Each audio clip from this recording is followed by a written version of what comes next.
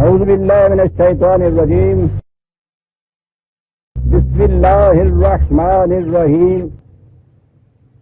عزیزان من، آج مئی 1975 کی 11 تاریخ ہے اور درس قرآن کریم کا آغاز سورہ النحل کی آیت 101 سے ہو رہا ہے. 16/101. سابقہ درس میں تو ایک ہی آیت ہمارے سامنے آئی تھی اور اس کا ملخص یہ تھا کہ جسے ابلیس یا شیطان کہا جاتا ہے، دور حاضر کی سائیکالوجی نے، علم النفس کے ماہرین نے انسانی نفس کی کیفیات اور اس کے تحت شعور میں جو اس کی کار فرمائیاں ہیں ان کے متعلق انہوں نے کافی تحقیق کی ہے اور تحقیق کیے جا رہے ہیں. حرف آخر تو وہ نہیں، اور اب تو سائنس کا عجز اس مقام پہ آ گیا ہے کہ وہ کہہ رہے ہیں کہ سائنس میں حرف آخر تو آخری انسان پر ہی چھوڑا جا سکتا ہے، لیکن اس وقت تک بھی جس نتیجے پہ وہ پہنچے، میں نے کہا تھا کہ ان کے ہاں کا ایک فکرہ جو ہے وہ اس حقیقت کو واضح کرتا ہے. وہ کہتے تھے کہ battle between two tendencies with in an individual, انسان کے قلب میں دو متضاد رجحانات کے درمیان جو تصادم ہوتا ہے، جو جنگ رہتی ہے، یہ ہے جسے ابلیسی کار فرمائی کہا جاتا ہے. دو متضاد قسم کے رجحانات، دو متضاد قسم کے جذبات، کششیں، جاذبیتیں، ان میں باہمی ٹکراؤ، اور جب ان کششوں کے اندر، متضاد قسم کے جذبات کے اندر ان کی مشارکت ہو جاتی ہے، شرکت ہو جاتی ہے، قرآن کریم نے جو کہا تھا کہ ہم بہی مشرکون، یہ بڑی اہم اور مشکل چیز سمجھی جا رہی تھی آج تک. یہ جو ان کی تحقیقات ہے اس کی روشنی میں یہ بات سمجھ میں آتی ہے کہ قرآن نے 1400 سال یہ کیا بات کہی تھی. بہی مشرکون کے معنی کیا تھے؟ تو یہ چیز پچھلے درس میں، پورے درس میں یوں کہیے کہ یہی جو دو لفظ تھے، بہی مشرکون، ابلیس کے ضمن میں قرآن نے کہے تھے، اسی کی توضیح اور تشریح کی نظر تھا ساتھ کا درس، اور اسی تسلسل میں آگے بات اب آتی ہے. میں نے کہا ہے نا کہ قرآن کریم کا ربط یہ بڑی مربوط کتاب ہے، لیکن سطحی نظروں سے تو جب اس کتاب کو وہ کہتے ہیں کہ مجمل ہے، مبہم ہے، متضاد چیزیں ہیں، تو ان کو اس میں ربط بھی نظر نہیں آتا. وہ تو کہتے ہیں بڑی بے ربط چیز ہے یہ. خیر، بڑا ہی گہرا ربط ہے اس کے اندر. تو یہ جو اگلی آیت آتی ہے، بظاہر وہ بالکل ایک نیا موضوع لیے ہوئے ہے، لیکن اس میں بڑا گہرا ربط ہے. آیت ہے کہ وَإِذَا بَدَّلْنَا آیَةً مَكَانَ آیَةٍ وَاللَّهُ أَعْلَمُ بِمَا يُنَزِّلُ. کیا بات؟ قَالُوا إِنَّمَا أَنْتَ مُفْتَرٍ بَلْ أَكْثَرُهُمْ لَا يَعْلَمُونَ. اب ترجمہ یہ ہے کہ جب ہم ایک حکم کی جگہ دوسرا حکم لے آتے ہیں، بدلتے ہیں، تو یہ لوگ اعتراض کرتے ہیں کہ یہ منزل من اللہ نہیں ہو سکتا، تیرا دعویٰ غلط ہے، جھوٹا ہے، تو مفتری ہے، یہ افتراء ہے خدا کی طرف سے، یہ افتراء ہے، یہ خدا کی طرف سے نہیں ہو سکتا. جب ایک حکم کی جگہ دوسرا حکم آتا ہے تو یہ اعتراض کرتے ہیں کہ یہ افتراء ہے. یہ ایک حکم کی جگہ دوسرا حکم آپ دیکھتے ہیں کہ ربط کیا ہے. بظاہر یہ حکم پہلے حکم کے خلاف تو دوسرا حکم ہے، متضاد ہے، تو اعتراض یہ ہوتا ہے کہ اگر یہ وحدت ہے جس کی طرف تم بلاتے ہو، تو جب متضاد حکم دیتے ہو تو یہ تو دو متضاد ٹینڈنسی میں خود ہی ایک جھگڑا اور تصادم ہو گیا، تو اسے من جانب اللہ پھر کیسے تم کہتے ہو؟ اس میں تو کہتے ہو وحدت ہے، اس میں تو کسی قسم کا تضاد نہیں، ٹکراؤ نہیں ہے نا، بات غور طلب۔ اور قرآن کریم میں تو یہ چیز ہے کہ اس کے من جانب اللہ ہونے کی دلیل یہ ہے کہ اس میں کسی قسم کا اختلاف نہیں ہے۔ تو یہ آیت خود پھر بڑی اہم ہو گئی اور بڑی غور طلب۔ یہ اعتراض کیا جاتا تھا، یہ اور دوسرے مقامات میں بھی ہیں یہی چیزیں، اسی کی تفسیر ہے، 2-3 آیتیں اکٹھی کی جائے گی تو بات سمجھ میں آ جائے گی۔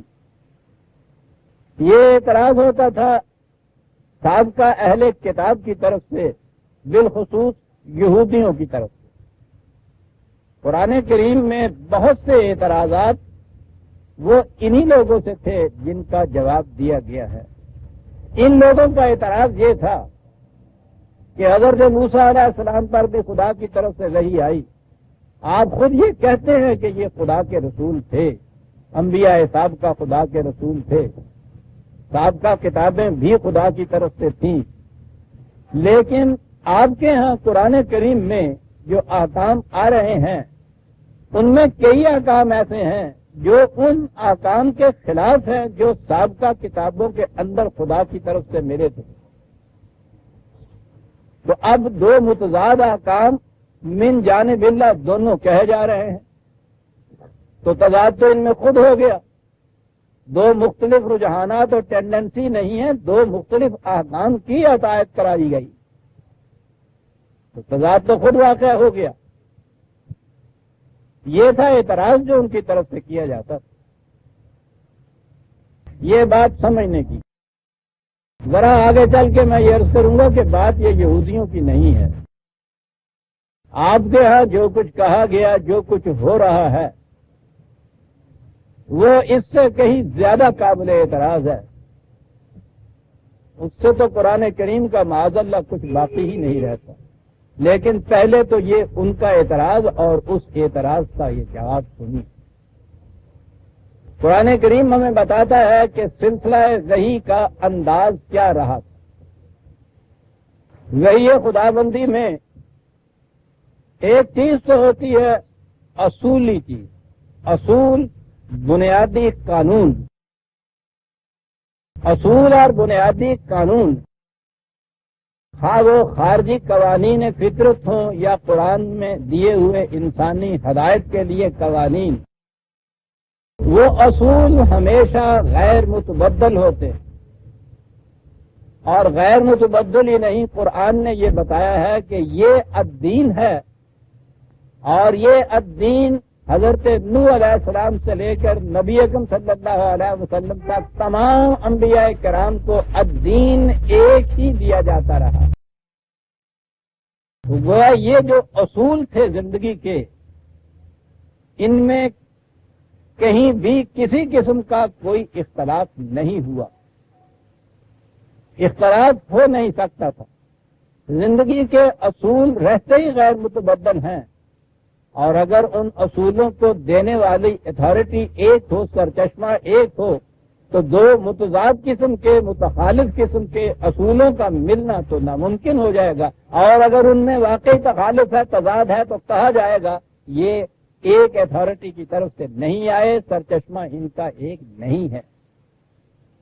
تو ایک چیز تو ہوتی ہے اصول، قانون بنیادی، اور دوسری چیز ہوتی ہے ان اصولوں پر عمل پیرا ہونے کے طریق اور انداز اور اصول اور عملی پروگرام۔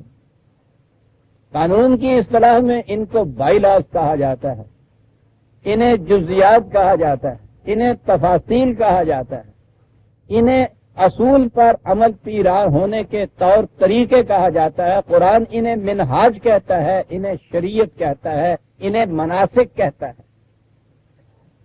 وہ کہتا یہ ہے کہ اصول تو دین کے شروع سے آخر تک ایک ہی تھی، لیکن یہ منہاج اور شریعت اور منسک جسے کہا ہے آپ نے، یہ مختلف ادوار میں مختلف ہوتے رہے۔ اور اس کی خاص وجہ تھی۔ یہ دین کے اصول یا انبیاء کرام کا سلسلہ قرآن کہتا ہے کہ ہر زمانے میں انبیاء آتے رہے، ہر قوم میں انبیاء آتے رہے، ہر ملک میں انبیاء آتے رہے۔ اب ان اصولوں پر عمل پیرا ہونے کی جو صورت تھی، جس دور میں، جس قوم میں، جس ملک میں کوئی رسول آیا ہے، وہاں کے انسانوں کی ذہنی سطح کے مطابق اور حالات کے مطابق یہ طور طریق دیے جاتے تھے۔ قرآن کریم میں ہے کہ حضرت نوح علیہ السلام سے یہ کہا گیا کہ طوفان آنے والا ہے، اس میں سے بچنے کی تدبیر کرو۔ وہ کہتا ہے کہ انہیں یا ان کی قوم کو یہ بھی معلوم نہیں تھا کہ طوفان سے بچنے کی تدبیر کیا ہوتی ہے، گویا ذہن انسانی ابھی اس سطح پہ تھا۔ تو قرآن کہتا ہے کہ ہمیں نوح کو وحی کے ذریعے سے بتانا پڑا کہ کشتی کیسے بنائی جاتی ہے۔ تو نوح نے ہمارے وحی کے مطابق ہماری زیر نگرانی کشتی بنائی۔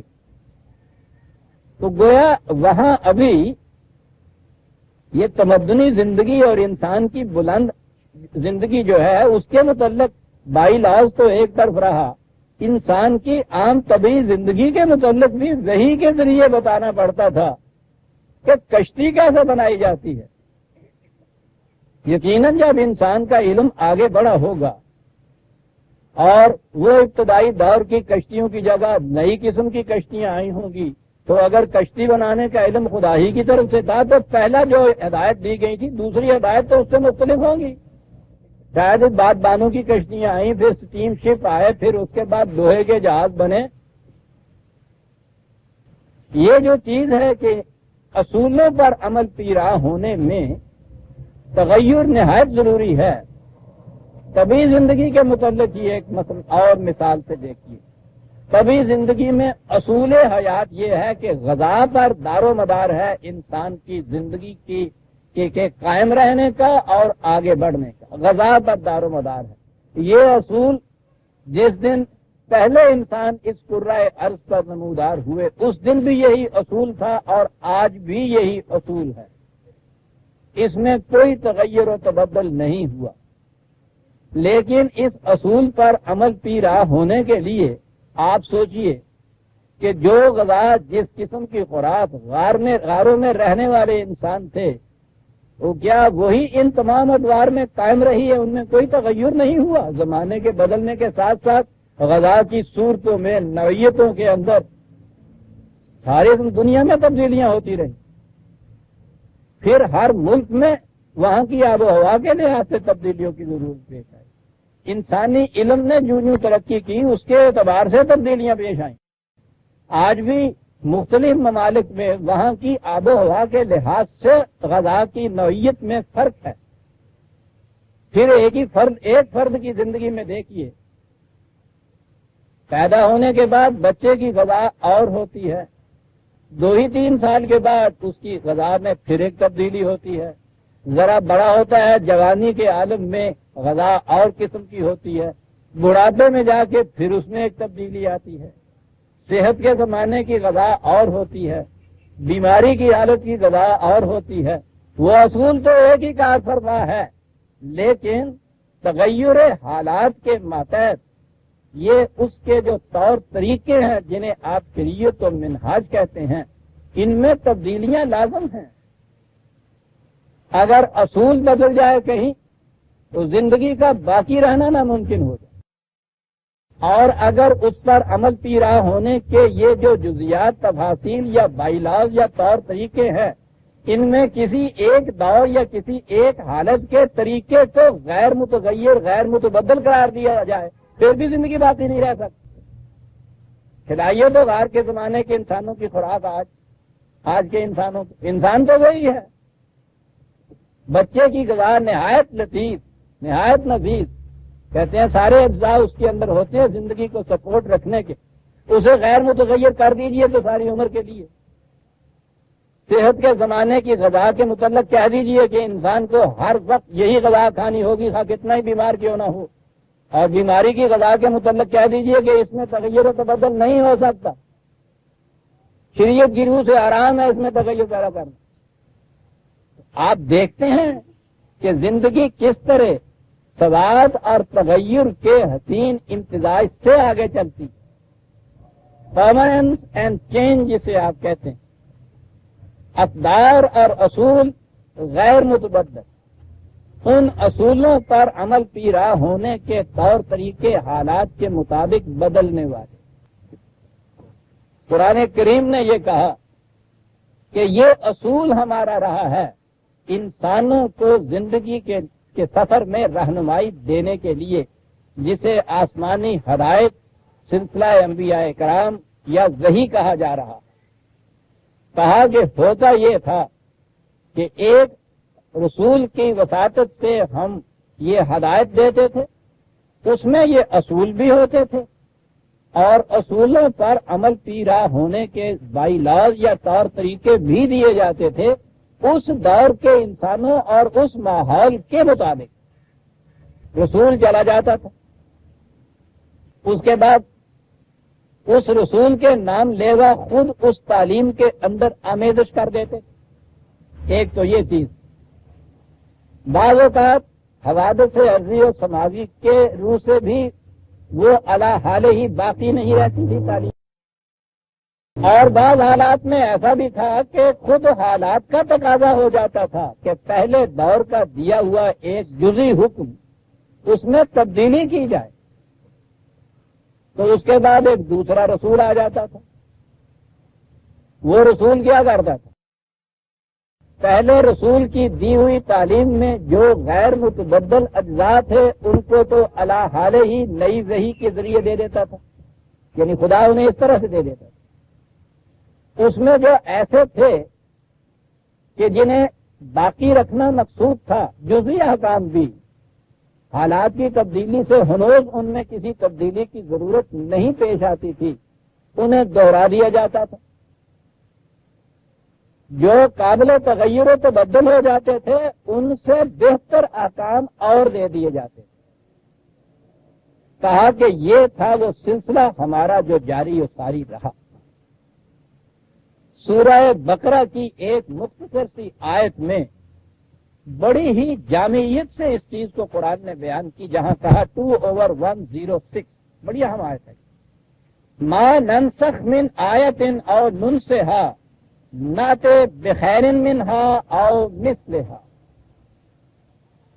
کہ کسی حکم کی جگہ جب دوسرا حکم لایا جاتا تھا تو اس کی صورت یہ ہوتی تھی کہ پہلی تعلیم سے جو چیزیں لوگوں نے فراموش کر دی ہوتی، باقی نہ رہی ہوتی اور انہیں باقی رکھنا مقصود ہوتا تو مثلہا ان کی مثل وہی احکام دوہرا دیے جاتے، اور جن احکام کے متعلق ہم دیکھتے کہ اب ان کا آگے رکھنا، باقی رکھنا صحیح نہیں ہے، وہ موجودہ زمانے کے تقاضے کو پورا نہیں کر سکتے، ان کے متعلق نہ تھے بخیر منہا، ان سے بہتر احکام ہم دے دیتے۔ بہتر سے مراد ہی یہ ہے کہ جو اس زمانے کے تقاضوں کو پورا کرنے کے قابل ہوتے۔ وہ حکم اپنے دور میں خیر تھا، بہترین تھا، بدلے ہوئے تقاضوں کے بعد اب وہ اس انداز کا خیر نہیں رہا، اب اس انداز کا جو خیر تھا وہ دے دیا جاتا، اور یہ سلسلہ جاری رہا مسلسل اور متواتر تا آنکھ انسانیت اس دور میں داخل ہو گئی یہاں مشیت کے پروگرام نے یہ دیکھ لیا کہ اب غیر متبدل اصول و احکام ان کو ایسے دے دینے چاہیے کہ جو اب باقی زندگی انسانیت کی جو قیامت تک کے لیے ہے ان میں تغیر و تبدل کی ضرورت نہ رہے، اور انہیں محفوظ کر دیا جائے کہ نہ انہیں دنیا کے انسان کسی سازش کے ماتحت ان میں تحریف کر سکے اور نہ ہی انہیں گردش ارض و سما مٹا سکے، نہ ان میں کسی قسم کی تنقید یا تعریف ہو سکے، نہ خدا کی طرف سے ان میں کسی تغیر و تبدل کی ضرورت محسوس ہو۔ خدا کا علم تو قیامت تک کے لیے چلتا ہے، اس لیے اس نے اپنے اس کلی علم کی بنا پر ایسا ضابطہ ہدایت دے دیا جس میں اب کسی مزید تغیر اضافے کی ضرورت نہیں تھی، اسے کہہ دیا کہ تمت کلمت رب کا صدق و عدلا، تیرے خدا کی باتیں صداقت اور عدل کے ماتحت، بڑے عجیب لفظ ہے، وہاں آ چکا ہوا ہوں 6 اور 116 اس کی ریفرنس تھی، وہ مکمل ہو گئے، ختم ہو گئی وہ باتیں، تمت ہے بلکہ ختم ہی ہو گئی وہ باتیں، لا مبدل لکلمات اللہ، ان میں کوئی تبدیلی نہیں اب ہوگی۔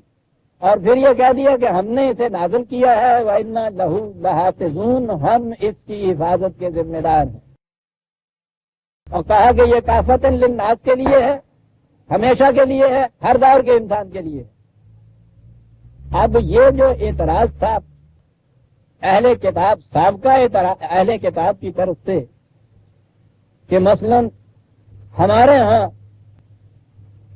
فلاں حکم اس طرح سے تھا، وہی بائی لا، وہی طریقہ جسے آپ کہتے، اور آپ کے یہاں قرآن میں اس طرح سے دوسرا حکم آیا ہے، تو وہ کہتے تھے یہ متضاد احکام ہیں، اس لیے کیونکہ تضاد ایک ہی خدا کی طرف سے نہیں ہو سکتا، لہذا یہ جو نیا حکم تم لائے ہو یہ خدا کی طرف سے نہیں ہو سکتا، تم مفتری ہو، تم جھوٹی نسبت کرتے ہو اس حکم کی خدا کی طرف سے، یہ تمہارا اپنا وضع کردہ ہے۔ آپ نے دیکھا کہ اس اعتراض کا کس قدر معقول، مثبت اور جامع جواب دیا گیا ہے کہ یہ بات نہیں، انداز ہی وہی کا یہ رہا ہے، اور اب یہ جامع کتاب کس طرح سے دے دی گئی، قیامت تک کے لیے اب اس میں ایسی شکل کوئی پیدا نہیں ہو سکتی۔ یہ وجہ ہے عزیزان من کہ قرآن مجید نے وجود چند احکام کے صرف اصول دیے ہوئے ہیں، اصولی قوانین دیے ہوئے ہیں، ان کی جزیات خود نہیں دی ہوئی، ان کے بائی لاز نہیں مرتب کر کے دے دیے گئے کہ وہ بائی لاز یا وہ جزیات اس دور کے انسانوں یا اس خطہ عرب کے انسانوں کی ضروریات اور تقاضوں کو پورا کرنے کے لیے تو ٹھیک ہو سکتے تھے، وہ انسانی ضروریات تو نت نئے دن بدلتی رہتی ہیں، زمانے کے تقاضے اس تیزی سے بدل رہے ہیں کہ اب تو پچھلے سال کی بعض دوائیاں آج منسوخ ہو جاتی ہیں، دور بڑی تیزی سے چل رہا ہے، اس لیے اگر تمام جزیات دے دی جاتی ہیں اور کہا یہ جاتا کہ یہ غیر متبدل ہے، اور جو قرآن میں آتا وہ تو غیر متبدل ہی ہوتا، تو وہ آج کے دور کے انسان کے تقاضوں کو پورا نہ کر سکتی۔ بڑے عجیب انداز میں یہ بات کہی گئی۔ قرآن کریم میں ایک آیت ہے، سورہ مائدہ کی آیت غالباً 112 ہے، میرے پاس وہ نسخہ نہیں قرآن کا، یعنی وہ جلد نہیں سامنے میرے۔ معلوم ہوتا ہے کہ اس زمانے میں بھی، حضور نبی اکرم صلی اللہ علیہ وسلم کے زمانے میں بھی یہ سوال کہیں پیدا ہوتا تھا کہ یہ حکم تو ہے، اس حکم کی جزیات، اس کی تفاصیل نہیں دی گئی، تو وہ بھی وحی کے ذریعے دینی چاہیے۔ خود خدا نے کہا ہے وہاں کہ جن چیزوں کو ہم از خود وحی میں نہیں دیتے انہیں قریب کے نہ پوچھا کرو۔ اگر جب اس دور میں، اس وقت جب کہ قرآن نازل ہو رہا ہے، بفرض محال تمہارے تقاضوں کے مطابق وہ چیزیں بھی دے دی جائیں اور کل کو تمہارے ہی بدلے ہوئے حالات کے مطابق وہ پورا نہ اتریں، ان کے اوپر وہ تقاضے پورے نہ ہوں، تو اس کے بعد پتہ ہے کیا ہوگا؟ وہی کچھ ہوگا جو اس سے پیشتر ان قوموں کے ساتھ ہوا جنہوں نے مانگ کے وہ شریعتیں لیں۔ نتیجہ اس کا یہ کہ تھوڑے ہی عرصے کے بعد جب وہ ناممکن عمل ہو گئی، کیا بات ہے وہاں قرآن دیکھیے گا صاحب، وہ 5ویں سورہ مائدہ کی یہ آیت ہے، عجیب چیز ہے، کہا کہ جب وہ ایسی ہو گئی کہ ان پہ عمل کرنا ممکن نہ رہا تو اس قوم نے کیا کیا، ان جزیاتی کو نہیں، ان کو جو پھینکا ہے تو دین کا لبادہ ہی اتار کے پھینک دیا۔ انہوں نے کہا کہ یہ اس قابل ہی نہیں ہے کہ انسان کی ہدایت دے سکے، یہ ناممکن عمل ہے۔ وہی جو میرے وہ خطاب کا ایک عنوان تھا کہ اب چلا ہوا کارتوس ہے، یہ رہ گیا، کسی زمانے میں یہ تقاضے پورے کر سکتا تھا، اب اس دور کے یہ تقاضے پورے نہیں کر سکتا۔ قرآن نے کہا ہے کہ ان قوموں نے یہ کیا اور جب جزیات بھی اس قسم کی لی اور آگے وہ چلنے کے قابل نہ رہیں تو وہ اصل دین ہی کو چھوڑ بیٹھے۔ تم یوں نہ کرو۔ اور اس کے بعد یہ ہے کہ یہ جو چیزیں ہم خود نہیں دے رہے، یہ نہ سمجھو کہ معاذ اللہ خدا بھول گیا ہے، دینا چاہیے تھا، تو دیے نہیں گئی اور تم لقمہ دے رہے ہو کہ سرکار یہ رہ گئی بات جو ہے، ہم کہیں گے اچھا اچھا شکریہ مہربانی جناب کی لیجیے، یہ بھی لیجیے۔ وہ جو نہیں دیا گیا تو وہ دانستہ نہیں دیا گیا، قریب کے نہ مانگو مصیبت میں پھنس جاؤ گے۔ کیا انداز ہے قرآن کا! اور وہ فوراً یہودیوں کی مثال سامنے لیا کہ اس سے پہلے اس قوم نے کیا تھا، انہیں کہا گیا تھا کہ ایک یہ جن انسان کو تم معبود مانتے ہو، اپنا پرستش اس کی کرتے ہو، اس شرک سے نجات دلانے کے لیے ان کو یہ کہا کہ ہاں، انہوں نے کہا کہ نہیں ہم نہیں مانتے اس کو اب، انہوں نے کہا بہت اچھا۔ ہندو اگر یہ چیز کہیں کہ ہاں صاحب ہم اب پرستش نہیں کرتے گائے کی، تو اس کا علاج یہی اس کا طریق ہوگا نا کہ واقع تم نہیں مانتے کہ گائے کو ذبح کرو، چیز ہو جائے گی اگر ہم دستے وہ نہیں مانتے تو۔ ان سے کہا کہ اچھی بات، یہ مصر میں بیل کی پرستش ہوتی تھی نا، یہ ابرا جسے کہتے ہیں، بنی اسرائیل یہ کرتے تھے۔ توحید کی جب تعلیم دی گئی تو ان سے کہا گیا، انہوں نے کہا کہ نہیں صاحب ہم نہیں پرستش کرتے، حالانکہ آپ کو معلوم ہے کہ حضرت موسیٰ علیہ السلام ذرا وہ آنکھ اوجل ہوئے اور انہوں نے وہ سامری نے جھٹ سے وہ بچڑا بنا کے دیا تھا نا۔ یہ بچڑا کیا بات تھی؟ یہ وہی مصر کا جو دیوتا تھا ان کے ہاں کا آپتے، وہ بچڑا تھا یہ۔ تو جب انہوں نے کہا کہ ہاں صاحب ہماری تو اب ہم نہیں کرتے، انہوں نے کہا کہ یہ اعتبار کچھ نہیں تمہارے ہاں کا، یہ ہے نا وہ معبود بچڑا جس سے تم پرست کرتے، یا سچ مجھ کا اسے ذبح کرو اپنے ہاتھ سے۔ تو بات بڑی آسان سی تھی کہ اسے ذبح کرو جسے بچڑا کہتے ہو تم، معبود بنتا ہے۔ کہا جی بات سمجھ میں نہیں آئی، یہ کہیے کہ وہ کتنی عمر کا ہونا چاہیے؟ ٹھیک ہے، سمجھ میں نہیں آئی، مانا رامی ہو جاتا ٹیپ کرنے میں چاہتے، کہا کہ اس عمر کا ہونا چاہیے۔ کہا کہ ہاں عمر تو سمجھ میں آ گئی، وہ کس رنگ کا ہونا چاہیے تھا؟ کس رنگ کا ہونا چاہیے؟ سینگ کیسے ہونے چاہیے؟ گردن کیسی ہونی چاہیے؟ کھول کے ہو جائے ہونا چاہیے؟ پوچھتے گئے، بتاتے گئے، اور جب وہ اتنی خصوصیات جمع ہوئی نا، اب وہ ڈھونڈنے کے لیے نکلے تو بچڑا نہ ملے اس کے سامنے۔ کہا خود کردہ رہا علاج نیز، تمہیں کہا تھا بچڑا لو ذبح کرو، بات ختم ہو جاتی۔ اب لگے قریب کرنے اس کے اندر، دیکھا قریب کرتے کرتے کہاں پہنچے ہوئے۔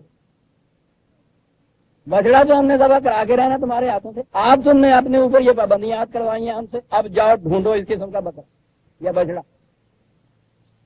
مثال ہے اس چیز کی کہ جو جزیات خدا نے خود نہ دی ہوں، یہ نہیں ہوتا کہ وہ بھول گیا ہوتا ہے، اس میں تمہارا ہی مفاد ہوتا ہے، مصلحت ہوتی ہے۔ یہ چیز قرآن نے وہاں کئی سورہ مائدہ کی کچھ آیت میں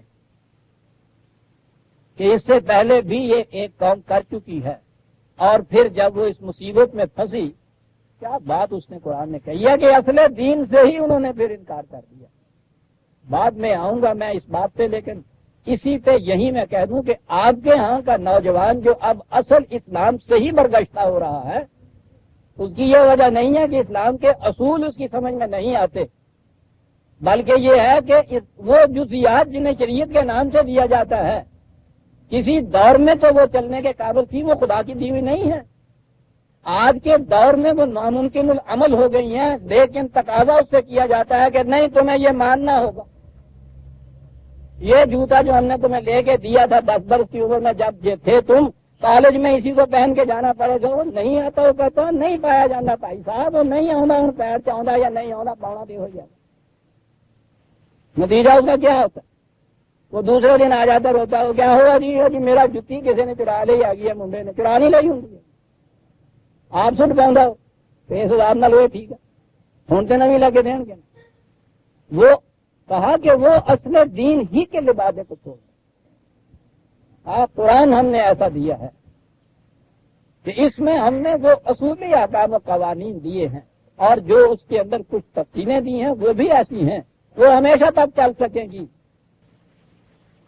باقی ان اصولوں پر عمل پیرا ہونے کی تفاصیل، جزیات، بائی لاز باہمی مشورے سے تم خود بناؤ گے، اور چونکہ یہ سلسلہ تمہارا ملت کے نظام کا آگے رہے گا، اس لیے باہمی مشورے سے خود دیکھ لیا کر، کب تک کوئی ایک تفصیل، ایک حکم، ایک بائی لا قابل عمل ہے، جب نہ ہو باہمی مشورے سے اسے خود بدل لیا کرو، یہ بدلتے چلے جائیں گے۔ اصول غیر متبدل رہیں گے، قیامت تک یہ قرآن نافذ عمل رہے گا، کبھی بھی یہ نہیں ہوگا اس کے متعلق ہو جائے کہ اب یہ عمل کے قابل نہیں رہا۔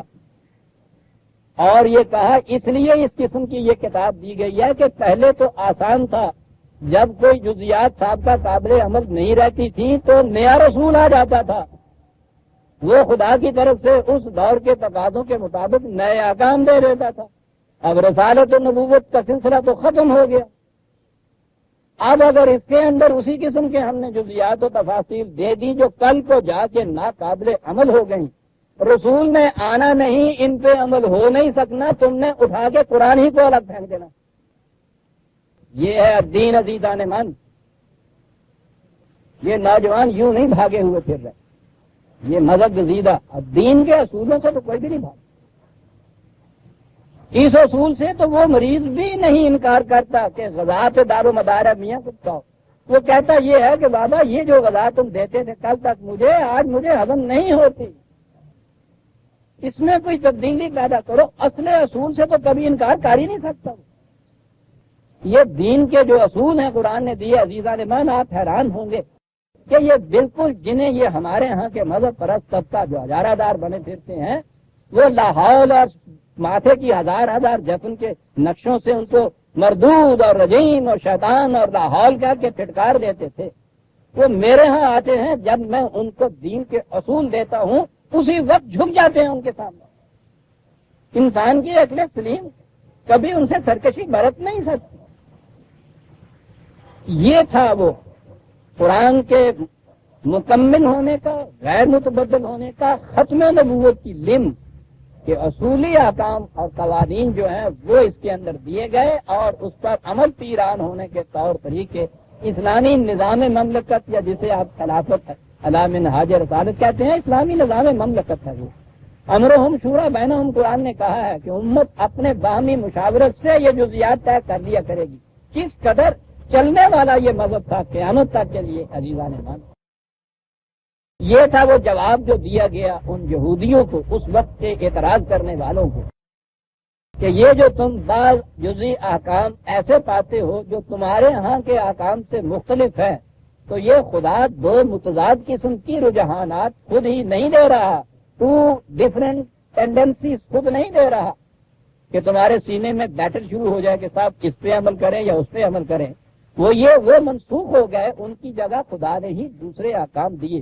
اور یہ جو ضابطۂ قوانین دیا، اس کے من جانب اللہ ہونے کی دلیل یہ ہے کہ اس میں دو متضاد ایک دوسرے سے ٹکرانے والی ٹینڈنسیز ملیں گی نہیں، آپ کو وحدت ہے اس کے اندر۔ یہ تھا ان کے ہاں کا جواب۔ لہذا یہ بھی نہیں ہے کہ اگر ان کے خلاف اس کے اندر کوئی حکم ملتا ہے تو یہ خدا کی طرف سے نہیں ہو سکتا۔ اس کا تو جواب کہا ہم دیں گے تمہیں، ہم دیتے ہیں، لو ہم سے جواب کہ یہ خدا ہی کی طرف سے ہے۔ یہ دلیل کہ یہ ہمارے ہاں کے کسی حکم کے خلاف ہے اور اس لیے ان میں اختلاف ہے اور یہ خدا کا حکم نہیں ہو سکتا، یہ دلیل نہیں ہے۔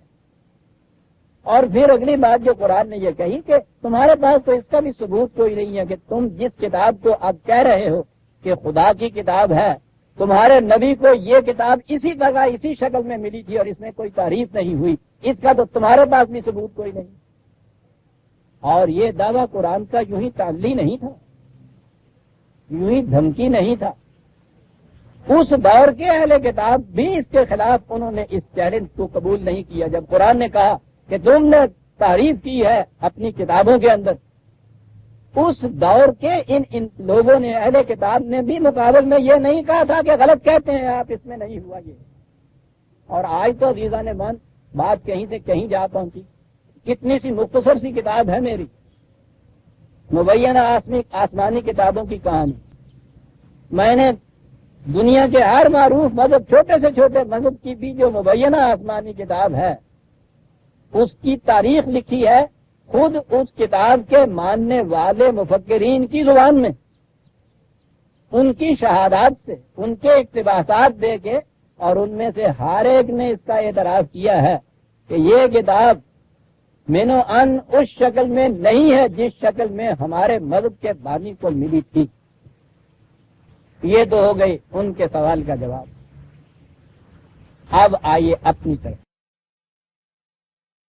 خدا کی طرف سے دیا ہوا دین مفاد پرست گروہوں کی مفاد خیش کے خلاف جاتا تھا.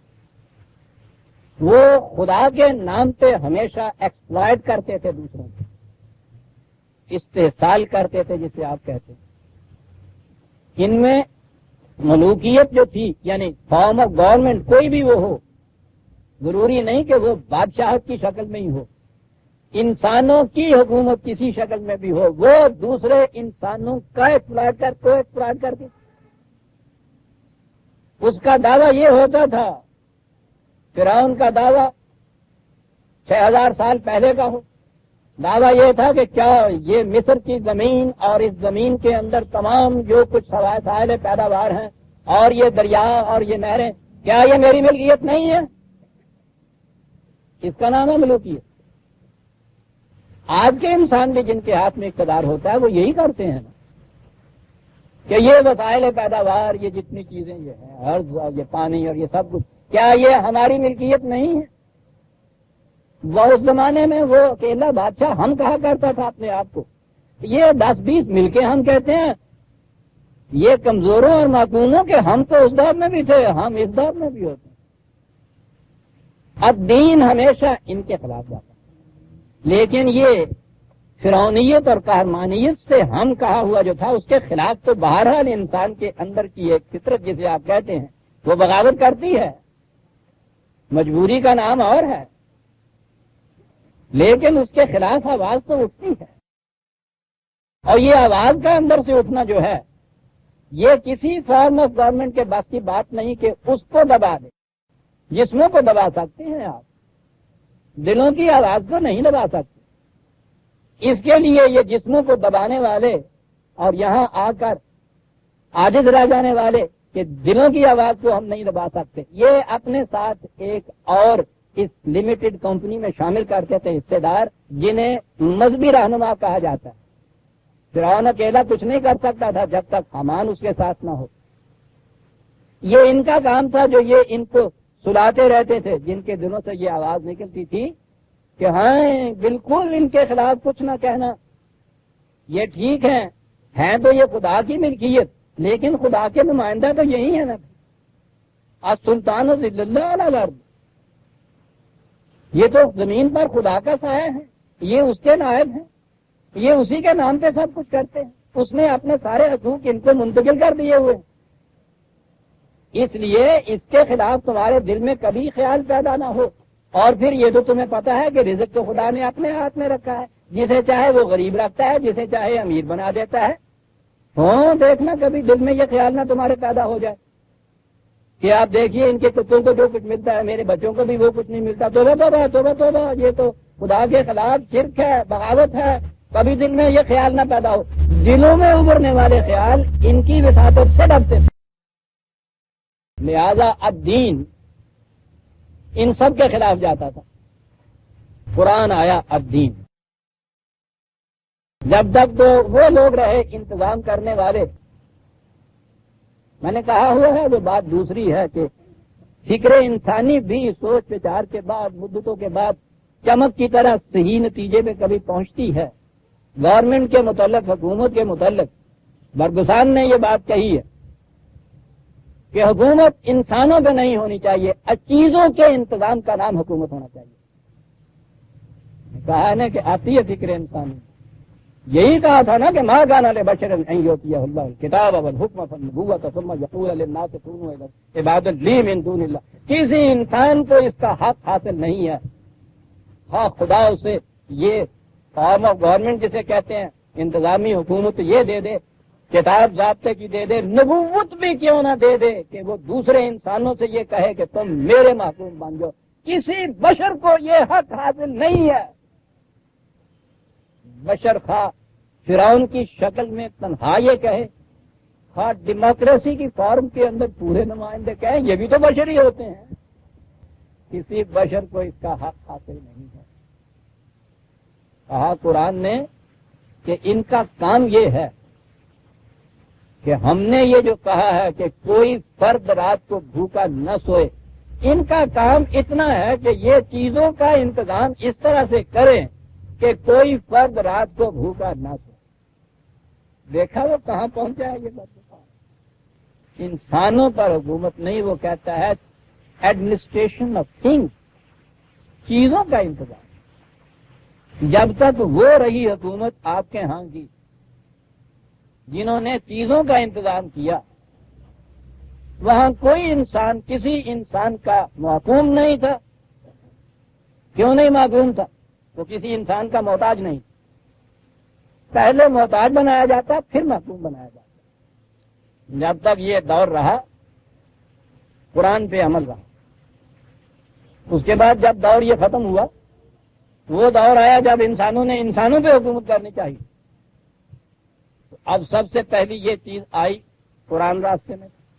پہلے ادوار میں تو یہ آسان تھا، جب وہ چیز آتی تھی یہ جو ساتھی ہوتے تھے، یہ مذہبی پیشوا، وہ اپنی اصل کتاب میں ہی تعریف کر دیتے تھے، گم ہی کر دیتے تھے، ضائع کر دیتے تھے۔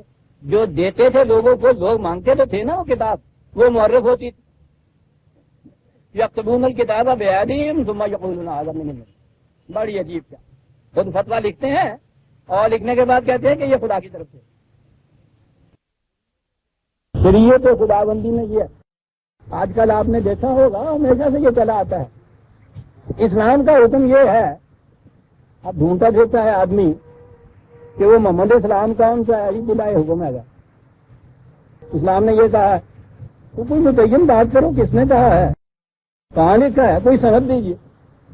شریعت کے احکام میں تبدیلی نہیں ہو سکتی، تو بھائی بتائیے نا کہ وہ کون سے احکام ہیں، کس نے مرتب کیے تھے، کس نے وہ دیے تھے۔ آپ دیکھیں گے کبھی اس کی تفصیل اور تعیین نہیں آپ کو ملے گی۔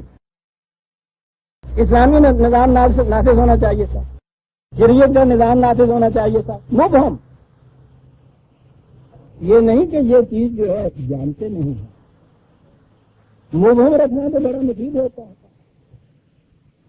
کہ جب بھی یہ قوم تیار ہوئی کہ ہاں صاحب نفاذ شریعت کے احکام کا نفاذ ہونا چاہیے، اگلی بات ہوئی کہ شریعت کے احکام وہ ہوگا جنہیں ہم کہیں گے کہ شریعت کیا ہے۔ وہی ہم جو چلا آ رہا تھا، انا ربکم الاعلی، وہی ہم کے اندر آج کا بھی مسلمان گرفتار۔ ہم جسے کہیں گے شریعت، وہ شریعت ہو جائے۔ سارا ٹکراؤ یہی ہے نا۔ آج بھی جو چیز اسلام کے نام سے پیش ہوتی ہے، یہ کہنے والے کہتے ہیں کہ صاحب انہیں کیا حق حاصل ہے کہ اسلام کا نام لے کے یہ کچھ کہیں، یہ تو کمپیٹنٹ نہیں ہے اس کے لیے۔ اسلام جہاں رائج ہوگا، لیکن وہ اسلام کہلائے گا جسے ہم اسلام کہیں گے۔ سارا جتنی یہ یہاں ٹکراؤ تصادم تزاحم ہو رہا ہے، وہ اس بات پہ ہو رہا ہے جسے ہم کہیں گے۔ آئی نا وہی بات جو تھی، تو وہ تو آسان تھا ان کی کتاب اللہ میں تعریف کر دینا، دوسری کتاب ہی لے آنا۔ ان کے راستے میں یہ بہت بڑا پتھر تھا سنگے گراں، کہ اس میں یہ بھی لکھا ہوا تھا کہ غیر متبدل ہے، یہ بھی تھا کہ اس کی حفاظت کا ذمہ خدا نے لے لیا ہے، اس میں تعریف نہیں ہو سکتی، اس میں تبدیلی نہیں ہو سکتی۔ آپ بیٹھے ہوں گے یہ سر جوڑ کے، وہ ارباب اقتدار بھی، یہ آیان مذہب بھی، کہ کیا کرے اس کے لیے، بہت سوچا ہوگا، کہا کہ نہیں بات بن گئی۔ ہاں قرآن میں یہ آیا ہے نا، ما ننسخ من آیت او ننسها نأتی بخیر منها او مثلها، یہی آیت جو میں نے ابھی کہی، یہ جو یہودیوں سے کہی گئی تھی، یہ جو بتایا گیا تھا کہ ہمارا طریق یہ رہا ہے کہ ایک رسول کے زمانے میں دیے گئے جزیات اگلے رسول کے عہد تک ناقابل عمل ہو جاتے تھے، اگر تو انہیں ہم منسوخ کر کے ان کی جگہ دوسرے احکام دے دیتے تھے۔ یہ آیت کہا جی کام ہو گیا۔ ارے کیا ہو گیا کہ جی یہ قرآن مجید کے ہی متعلق ہے، مکمل ناقابل تبدل محفوظ، کہنے لگے جی ہاں لکھا ہوا کہ جس آیت کو ہم منسوخ کر دیتے ہیں یا تو وہ منسوخ ہی ہو جاتی ہے یا اس کی جگہ کوئی دوسری آیت لے آتے ہیں۔ اچھا جی سنیے عزیزان من، کیا عقیدہ وضع ہوا کہ قرآن مجید کے بیشتر احکام آیات ایسی ہیں جو منسوخ ہیں۔ قرآن کی آیات پتہ کتنی آیات؟ 500-600 کے درمیان احکام کی آیات نہیں آتی ہے نا یہ بات منسوخ ہونے کی، وہ ہیں کتنی اس کے اندر، جن میں سے 500 کے قریب منسوخ، اور بعد چنگا بھی نہیں رہ جاتا ہے، دیکھیں چونکہ چنگا بھی نہیں رہتا 500 آیات منسوخ۔ تو بھائی اس میں کہاں، جس خدا نے یہ اتارا ہے قرآن، اس خدا کو یہ بتانا چاہیے تھا نا کہ دیکھیے بھائی یہ آیت ہم نازل کرتے ہیں، یہ آیت فلاں آیت کو منسوخ کر دیتی ہے، یہ ناسخ ہو گئی۔ ہر قانون دینے والے کا یہ ذمہ فریضہ ہے کہ وہ یہ بتائے۔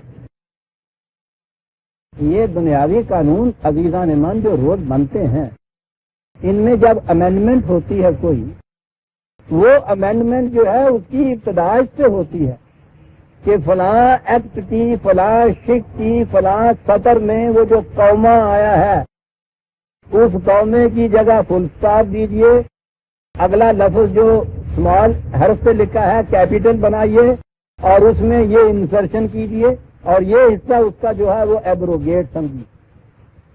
یہ روز آتے ہیں نا، جب ہی سمجھ میں بات آتی ہے نا کہ پہلے کا کون سا حصہ منسوخ ہوا، کس حکم سے وہ منسوخ ہوا، اس کا ناسخ کون سا ہے، کس نے اس کو ایبروگیٹ کیا ہے۔ اگر صورت یہ ہو جائے آپ کے ہاں تعزیرات پاکستان کی کہ یہ حکومت کی طرف سے پروکلیمیشن ہو جائے کہ صاحب اس تعزیرات کے 1000 حکم منسوخ ہیں، پھر کل ہی جو اشر ہوگا اس قوم کا آپ کے سامنے منسوخ ہے، تعجب تو آپ کو یہ ہوتا ہوگا اکثر کہ یہاں آ کے بیٹھتے ہیں تو یہ شخص عجیب عجیب باتیں سناتا رہتا ہے۔ عزیزہ نمان شاید وہ عجیب اس لیے ہوتی ہے کہ آپ نے پہلی دفعہ سنی ہے، ان میں کوئی چیز بھی نہ عجیب ہے نہ میری وضع کردہ خدا نہ کردہ، یہ 1000 برس سے آپ کے یہاں مسلمہ عقیدہ چلا آ رہا ہے، ناسخ و منسوخ مسلمہ عقیدہ۔ ویسے تو آپ نے دیکھا ہے نا مختلف فرقوں میں مختلف انصاف ہیں، کچھ ایک کے ہاں عقائد ہیں، دوسرا ان سے انکار کرتا ہے، ان کی مخالفت کرتا ہے، اسی سے مختلف یہ فرقے بنے ہوئے ہیں نا۔ بعض ایسے بھی ہیں عقائد جو سب کے ہاں مسلمہ چلے آتے ہیں، اور خدا کے فضل و کرم سے وہ ایسے ہی ہیں جو سارے قرآن کے خلاف۔ ان میں یہ بھی ہے قرآن کی اتنی آیتیں منسوخ، تو جب منسوخ بتائیں تو پھر بتایا بھی سب ناسخ کون سی، کہا کہ منسوخ کی 3 قسمیں، کچھ تو وہ ہیں کہ جو منسوخ کر دی گئیں اور وہ اس قرآن میں داخل ہی نہیں ہوئی۔ چلیے صاحب، پہلے خدا نے حکم دیا، پھر اسے خود ہی منسوخ کیا، بہرحال وہ اپنے نبی کو بتایا ہوگا نا، اور اس نے اس قرآن میں سے ان کو وہ نکال دیا۔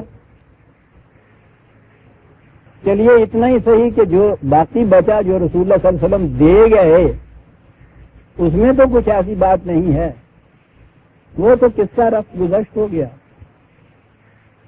کہانی جو دے گئے ہیں موجود ہے نا جی، اس میں بھی 2 قسم کی ناسخ موجود ہیں۔ ایک تو یہ ہے کہ آیتیں اس کے اندر موجود ہیں، تلاوت کے لیے وہ رکھی گئی، کیونکہ تلاوت سے تو ثواب ہوتا ہے نا، ایک آیت نہیں، آیت کا ایک حرف پڑھنے سے بھی 10 نیکیوں کا ثواب ہوتا ہے۔ چنانچہ الف لام میم 3 حرف ہیں، تو ان 3 حرفوں کے دہرانے سے 30 نیکیوں کا ثواب ہوتا ہے۔ تو یہ جو آیات منسوخ ہیں 500 کے قریب، انہیں قرآن کے اندر رہنے اس لیے دیا گیا ہے کہ ثواب میں نیکیوں کی تعداد نہ کم ہو جائے۔ کیا ہے خدائے رحیم کہیے، کتنا ترس ہماری حالت سے کھایا اس نے کہ یہ آیتیں اس کے اندر رہنے چاہیے۔ میرے بندے بڑے گناہ کریں گے، گناہ سے معافی کا تو طریقہ یہ ہے نا کہ دوسری طرف نیکیوں کا پلڑا بھاری ہو جائے ان کا، تو اگر یہ آیتیں اس میں نہ رہیں تو آپ سوچئے کہ 500 آیتوں کا گڈھا بھر جاتا ہے جناب نیکیوں میں۔ قرآن بھی صاحب اس لیے عزیزان من، میں بار بار کہا کرتا ہوں ہنسیے نہیں روئیے، مسلمہ کی نظر آتا ہے کہ ہر دور میں کچھ لوگ تھے جنہوں نے اس بات کے اوپر اعتراض کیا. اعتراض بڑا ہی وزنی تھا. خدا کی یہ کتاب جس میں وہ کہتا ہے کہ اس میں کوئی اختلافی بات نہیں ہے، اس کے متعلق یہ عقیدہ کہ اتنی آیتیں ایسی ہیں جو منسوخ ہیں، اور یہ نہیں بتایا گیا کہ ناسخ آیتیں کون سی ہیں اس کے اندر. کہاں جائے انسان قرآن پہ عمل کرنے والا؟ ناسخ آیتوں کی نشاندہی یہ علماء کرام کرائیں گے. تو آپ کو پتا ہے کہ انہوں نے جو بتایا کہ یہ منسوخ، یہ منسوخ، یہ منسوخ، خود ان فہرست کے اندر کیا تبدیلیاں ہوتی رہیں. ہر دور میں اس میں تبدیلیاں ہوتی ہیں. ان کی تعداد جو تھی وہ بھی سکڑتی رہی، کم ہوتی رہی. وہ پھر سکڑتے جب کوڑے نو کھرکھرا کر دے سن تو خرگوش رہ گیا. شاہ ولی اللہ محدث دہلوی مرحوم کے دور میں آ کے وہ 5 رہ گئے، کیونکہ زمانہ ایسا آ رہا تھا کہ خود اس عقیدے سے طبیعتیں ادا کرتی تھیں کہ خدا کی کتاب اور ایسی. انہوں نے اسے استمتاع کے 5 تک کر دیا. ان کے شاگرد مولانا عبید اللہ سندھی جو فلسفہ ولی اللہ کے شارع مانے جاتے ہیں، انہوں نے ان 5 کے متعلق بھی یہ کہہ دیا کہ نہیں، یہ بھی منسوخ نہیں ہے. تو جب اس عقیدے کے اوپر اس سے عرف آ گیا نا، تعداد اور بات ہوتی ہے، تو یہ تو عقیدہ جو ہے قرآن میں منسوخ ہیں آیات، تو اس سے تو وہ بات اڑ جاتی تھی. تو وہ جو ان کے خلاف بھی فتویٰ لگا تھا نا میری طرح سے، وہ اسی بات پہ لگا تھا کہ انہوں نے تو یہ عقیدہ ہی بدل دیا. آگے تعداد بدلتے اور بات ہے، یہ سرے سے عقیدہ ہی بدل دیا. بہرحال ایک تو منسوخ جو ہے قرآن میں یہ آیتیں آتی ہیں. قیامت اور گئی کہ بعض آیتیں ایسی ہیں وہ منسوخ نہیں ہیں، ان کے اوپر ان کا حکم باقی ہے، لیکن وہ قرآن کے اندر داخل نہیں ہے. پہلے عقیدے سے وہ جو دعویٰ تھا کہ اس میں اختلاف نہیں ہو گیا، یہ دوسرا عقیدہ ہے، اس سے یہ کہ محفوظ ہے یہ گیا. اس کی مثال سن لیجیے. آپ کے ہاں یہ مسلمہ عقیدہ ہے، قرآن کریم میں ہے زنا کی سزا 100 در 100 کوڑے. آپ کو معلوم ہے آپ کے ہاں یہ بھی ہے کہ زنا کی سزا سنسار کرنا ہے، پتھر مار کے مار دینا. تو اس کے لیے یہ کہا گیا ہے کہ غیر شادی شدہ جو ہوں ان کی سزا تو کوڑے مار دینا ہے، شادی شدہ اگر کوئی ہو تو اس کی سزا پتھر مار کے سنسار کرنا ہے، رجم جسے کہا جاتا ہے. کہا گیا تو کہ قرآن میں تو صاف لکھا ہوا ہے یہ وہ 100 درے 100 کوڑے، اور اس میں تو کوئی تمیز تفریق نہیں ہے ان دونوں کے اندر کہ شادی شدہ کی یہ سزا، غیر شادی شدہ کی یہ.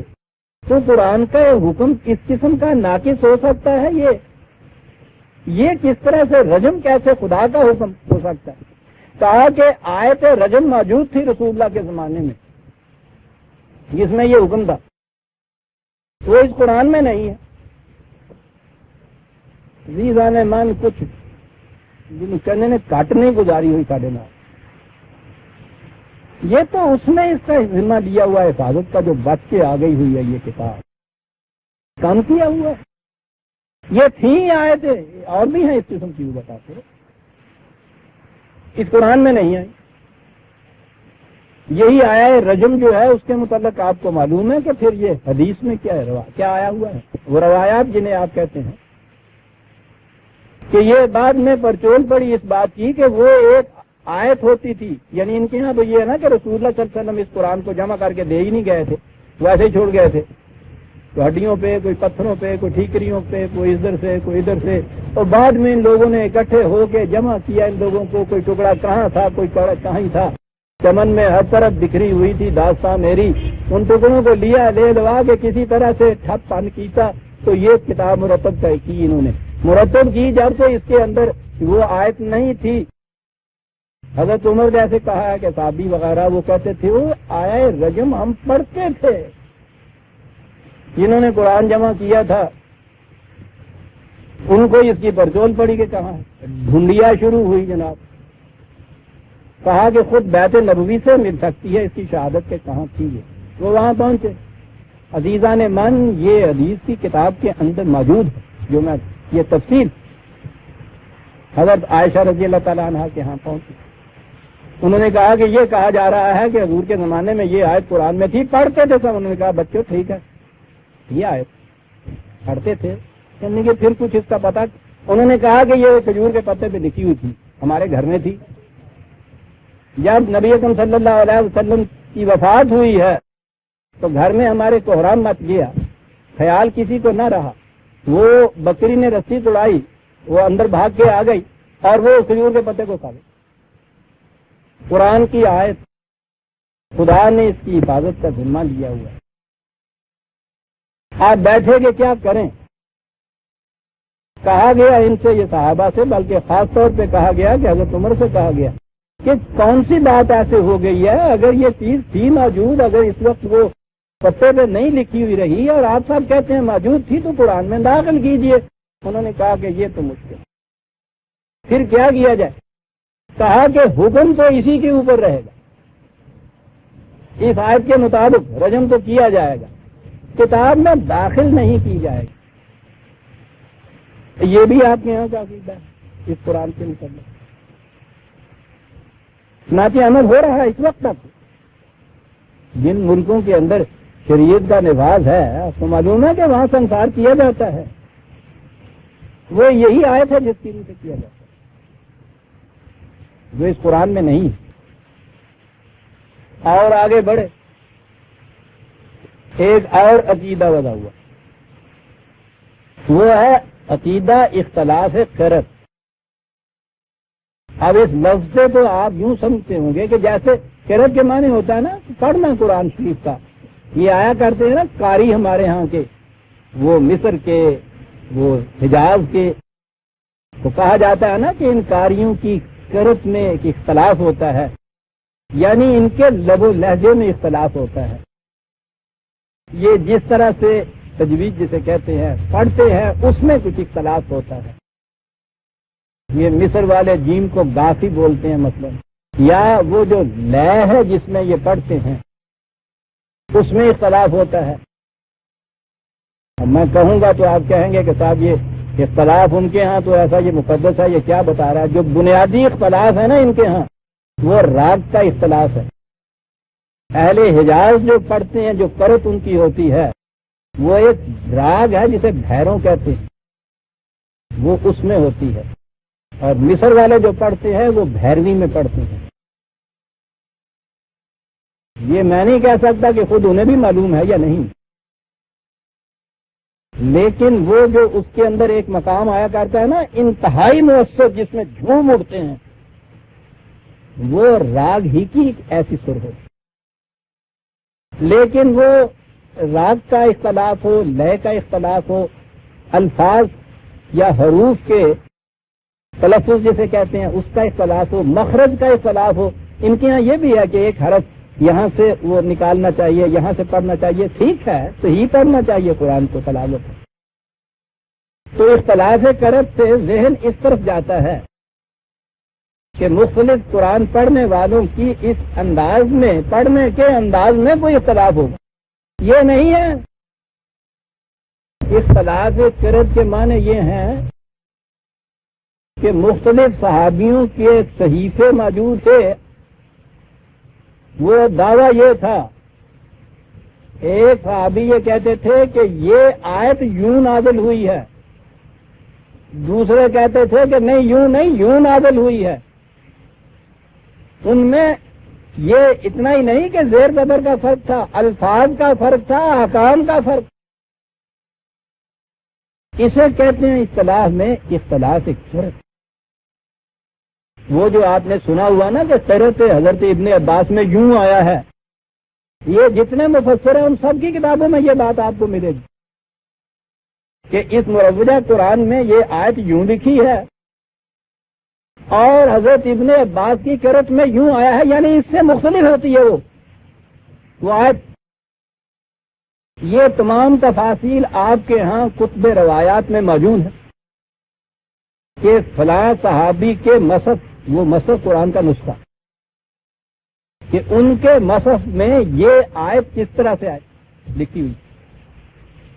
وہ اسی طرح سے کہتے تھے قرآن یہ آیت نازل ہوئی، وہ اسی طرح سے اس کو پڑھتے تھے، یوں آئی وہ بات جسے اختلاف فرد کہتے ہیں۔ آج کی بات نہیں، تیسری صدی میں ہمارے ہاں یہ ایک، وہ بھی محدث کے بیٹے ہیں، خود محدث ہیں ابو بکر، ہمارے ہاں امام داؤد جو ہیں وہ ایک مجموعہ ہے احادیث کا، جو 6 حدیث کے مستند ترین مجموعے ہیں نا، ان میں ایک داؤد کا بھی ہے، امام داؤد، ابو داؤد، ان کے یہ بیٹے تھے۔ انہوں نے ایک کتاب المصاحف لکھی، اس میں انہوں نے وہ ان تمام روایات کے اندر جو بکھری ہوئی چیزیں تھیں نا، کہ فلاں صحابی کے صحیفے میں یہ آیت یوں لکھی ہوئی ہے، فلاں میں یہ لکھی ہوئی ہے، وہ ان سب کو اکٹھا کیا، وہ ایک کتاب مرتب ہوئی، تیسری صدی ہجری میں وہ ہوئے ہیں۔ اس میں یہ سب چیزیں موجود ہیں کہ یہ آیت اس قرآن میں تو یوں لکھی ہے، اور وہ یہ کہتے تھے کہ نہیں یہ یوں نازل ہوئی۔ یہ مستشرقین کو تو خدا یہ باتیں دے، ان کے خلاف تو ہم لٹ دے کے کھڑے ہو جاتے ہیں۔ وہ کیا کرتے ہیں، ایک اورینٹلسٹ ہے جعفری، اس نے یہی کتاب المصاحف جو ہے، وہ جہاں جہاں اس کے نسخے تھے ان کو آپس میں ملا کے ایڈٹ کر کے وہ ایک اس کا مکمل نسخہ چھاپا، انگریزی میں ساتھ اس کے ترجمہ دیا، اور اس کے ساتھ اس نے اور مزید تحقیق کی کہ اس دوران میں مجھے انہی سورسز سے جہاں سے یہ جمع ہوئی ہیں اور بھی مجھے یہ ملی ہیں روایتیں، وہ بھی اس نے اکٹھی کی۔ آپ کو پتا کہ ان کی تعداد کتنی ہے؟ منسوخ آیات کی تو آپ نے 500 ہی لکھی تھی۔ اس کے متعلق جو اس کتاب کے اندر یہ دیا ہوا ہے، ان میں سب سے بڑے صحابی عبداللہ ابن مسعود رضی اللہ تعالیٰ عنہ، حضرت ابن مسعود کی طرف جو منسوب کیا جاتا ہے، میں تو ان میں سے کسی بات کو بھی صحیح نہیں مانتا، یہ سب غلط ہے، بات کی وضاحت کرتا روایت ہے۔ ان کی طرف جو منسوب کیا جاتا ہے کہ صحیفہ جو ان کا تھا، ان کا نسخہ قرآن، اس میں 1322 آیات ایسی تھیں جو موجودہ قرآن کی آیتوں سے مختلف۔ حضرت ابی ابن کعب ایک دوسرے صحابی حضور کے، ان کے صحیفے میں 952 تھیں، اور حضرت ابن عباس رضی اللہ تعالیٰ عنہ کا نام تو آپ سب نے سنا ہوگا، ان کے صحیفے میں بھی کم از کم 186 ایسی آیتیں۔ آپ کہیں گے کہ یہ اکیڈیمک ڈسکشن تھی، ایک نظری سی بات تھی، ہوئی اس زمانے میں، وہی قصہ چھوڑو، نظری بات نہیں عزیزان من۔ آج بھی آپ کے ہاں یہ جو تفاسیر پیش کی جاتی ہیں، یا یہ جو مختلف فرقے اپنے اپنے ہاں کے اختلافی مسلک بیان کرتے ہیں، اس کی سند یہ ہوتی ہے، مثلا یہ چھوٹی سی بات کہ وضو میں اور سنی پاؤں دھوتے ہیں، شیعہ حضرات پاؤں پہ مسح کرتے ہیں۔ بات اگر روایت تک رہتی تو ہم کہتے کہ ٹھیک ہے صاحب، وہ غلط ہو سکتی ہے، ایک روایت ایک صحیح ہو سکتی ہے، ٹھیک ہے، دونوں صحیح ہو سکتی ہیں۔ اس کے متعلق شیعہ حضرات جو دلائل پیش کرتے ہیں اپنے ہاں مسح کے، میں ان کو چھوڑتا ہوں، میں تو فرقہ بندی میں جایا ہی نہیں کرتا، میں ان سنیوں کے بابت آپ سے کہہ رہا ہوں۔ ان سنیوں کے ہاں یہ کہا جاتا ہے کہ قرآن کی آیت جو ہے اس میں تو پاؤں دھونے ہی کا ہے، لیکن قرأت حضرت ابن عباس میں جو آیت یوں آئی ہے اس سے مسح کرنا ثابت ہوتا ہے سنیوں کے ہاں۔ دونوں اپنی اپنی جگہ ٹھیک ہو گئی۔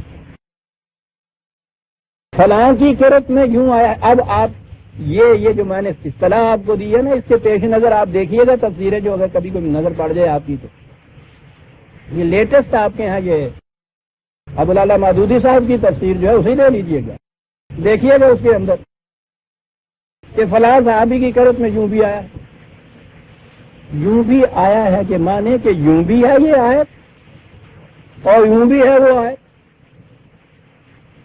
خدا کی طرف سے آیت یہ یوں بھی نازل ہوئی تھی، یوں بھی نازل ہوئی۔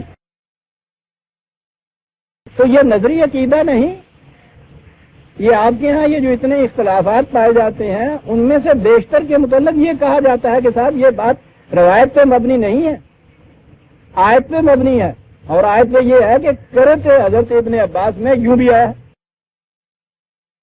کیا میں عرض کروں عزیزان من،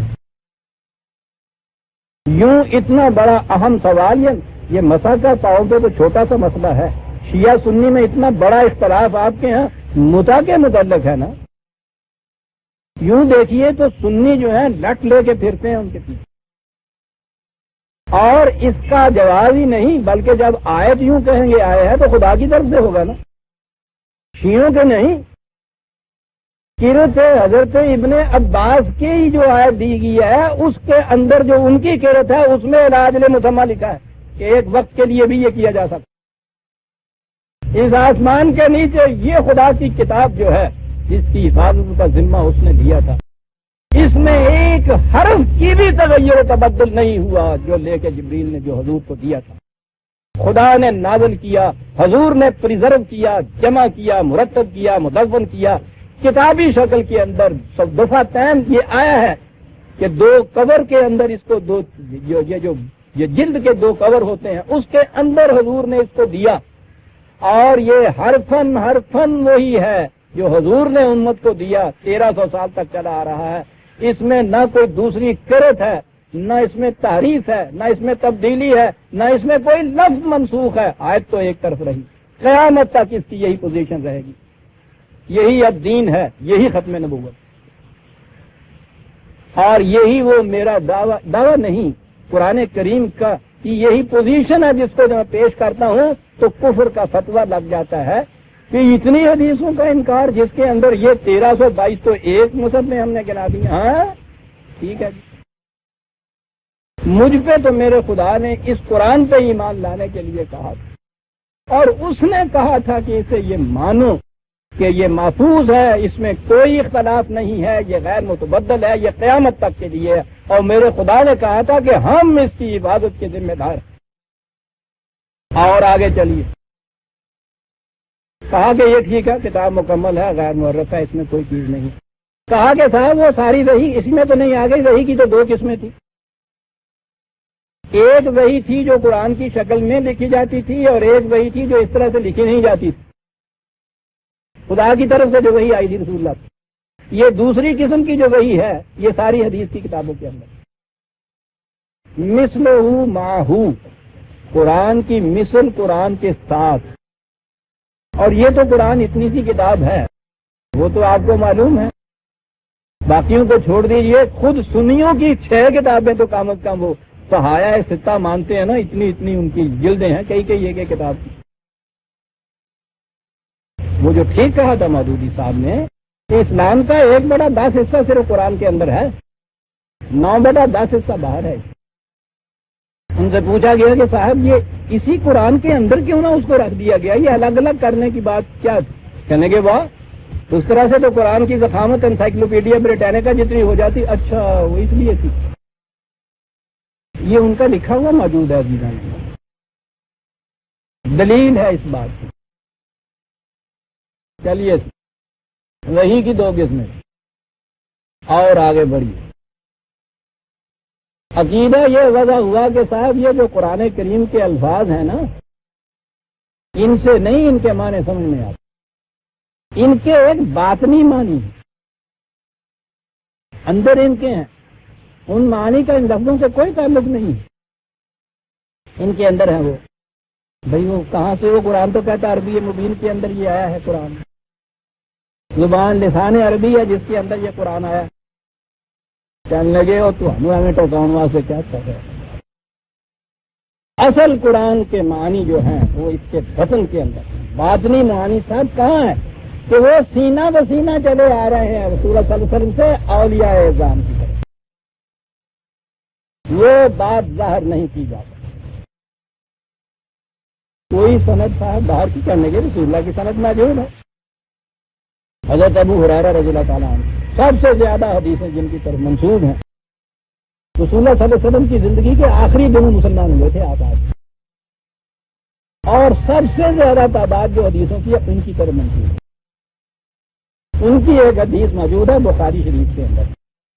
انہوں نے کہا کہ رسول صلی اللہ علیہ وسلم نے مجھے 2 برتن دیے تھے علم کے بند، ایک تو میں نے کھول کے دے دیا ہے آپ لوگوں کو، وہ جو اتنا کچھ بتا دیا، اور دوسرے کو اگر میں آپ لوگوں کے سامنے کھولوں تو میرا گلا پھٹ گیا، اس لیے وہ کھول کے نہیں دوں گا، بند کا بند منتقل ہوگا۔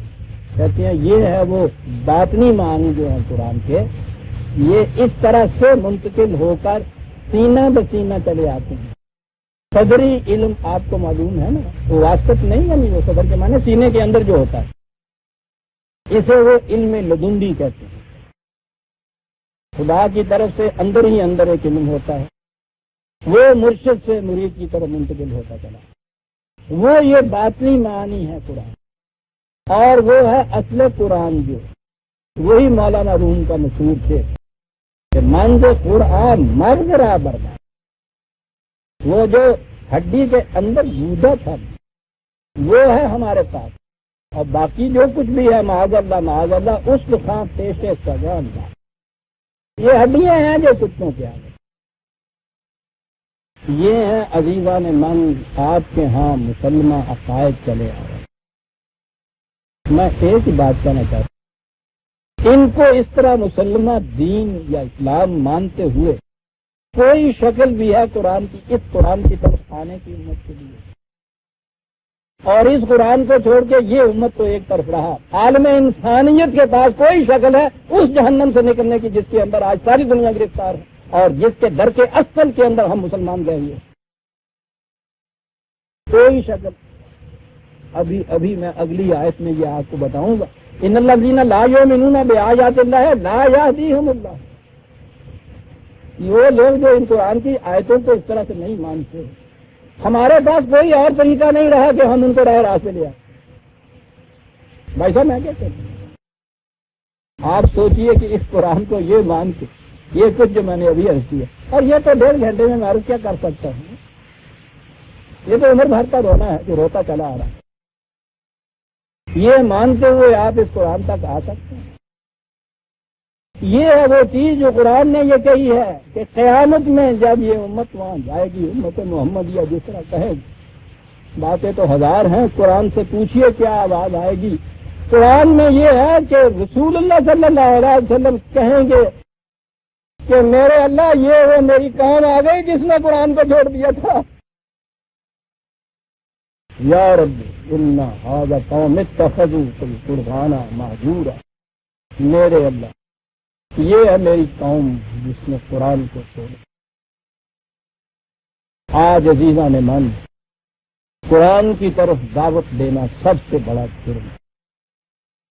میں پھر عرض کر دوں کہ اس میں میری ذات کا میرا کیا ہے صاحب، آج ہوں کل ختم ہو جاؤں گا۔ مجھے تو کہنا یہ ہے کہ یہی امت یا یہ مسلمان قوم نہیں، عالمگیر انسانیت کے لیے یہ ہدایت تھی۔ اس قرآن کو یہ کچھ کر کے اس قرآن کے ساتھ اس سے رہنمائی لینے کی کوئی شکل ہے تو ہم تو ڈوبے ہی تھے صنم، پوری انسانیت کو بھی ڈبا دیا ہم نے اپنے ساتھ۔ اس کے سامنے ہم نے یہ قرآن پیش کیا ہوا ہے نا، یہ دین ہے نا جو دنیا کے سامنے ہم پیش کر رہے ہیں۔ جس دین سے جس قرآن سے آپ اپنے ہاں کے نوجوانوں کو مطمئن نہیں کر سکتے، ان قوموں کو کیا مطمئن کریں؟